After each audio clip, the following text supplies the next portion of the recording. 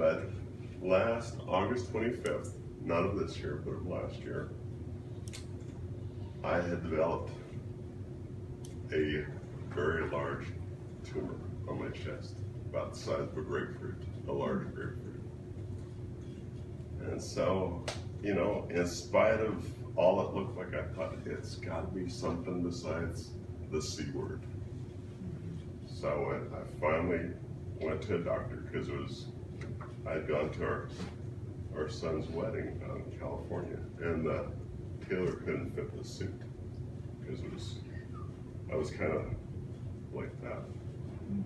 So I went ahead and went to a doctor. The radiologist looked at it, and he turned around in his chair and he says, "I think it's cancer." And there is no word on earth, I don't think, that will strike the fear in your heart that word is cancer would. So they said, well, we've got to do this immune therapy because radiation and chemo doesn't even affect melanoma, internal melanoma. So I said, okay. Although I had this gut feeling all along, don't do that. But, you know, we got family and stuff like that. So to kind of appease everybody, went through the treatments. And it was one every 3 weeks for 4 sessions. And, you know, I'd have some mild side effect or something until the 4th and final treatment on December 22nd. And the next morning we got in the car to go to Phoenix for a family reunion there and to celebrate my in-laws' 60th anniversary.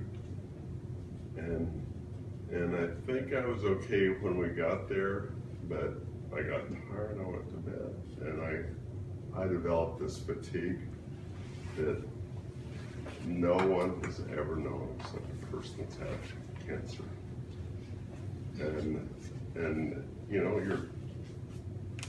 you're just so sick. And then in the 1st of January, I went to do my follow-up PET scan.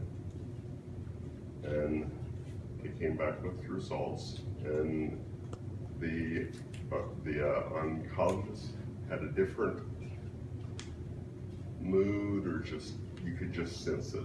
He came in the office, instead of having to get up and sit on the table for the exam, he just got on his little round chair and rolled out and said, the results weren't what we expected. He said, you have cancer everywhere, from head to foot. So our options are, we can give you some very caustic treatments and give you maybe a 1.5 years, or we can do nothing and you may have 5, possibly 6 months. And so he said, don't tell me now, don't make a decision now. He said, you guys go home. He said, let it marinate, let's see what's safe. And I said, well, when do we need to come back and make the decision? And he says, it doesn't matter. So it was like, you know, there was no hope either way. So we went home, and God is so good because he puts people in our path. And sometimes it's a convoluted path, but he's got it set up. So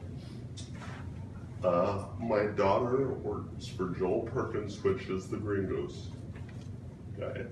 And so Kendra's always come to Steve to get supplements. And so I called up Joel and I said, Joel, and because of my daughter being his personal assistant, he knew what was going on. And I said, if you had to put your life in somebody's hands, would you pick Dr. Steve? And he said, well, it's the first person I'd look to. And so we mustered up the energy to, I mean, we drug into the office that day, didn't we? And for a few times. Just remembering it is, we're so weak. I couldn't hardly stand, and in pain and misery and this fatigue that is beyond comprehension. And Steve just so gently and sweetly said, you know, we can kick this. And he'd pray for me each time, and he worked with me, and it was a long road. But, you know, each time I'd just feel a little bit better, a little bit better, a little bit better. And I still have some times that I have a bad day or a bad week or something like that. A cold doesn't go away as fast, but I always come back a little stronger, a little stronger.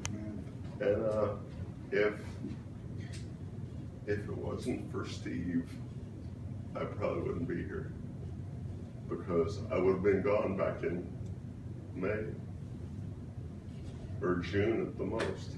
And here I am. Well, it was the grace of God just kind of connecting us all together. Yeah. You know,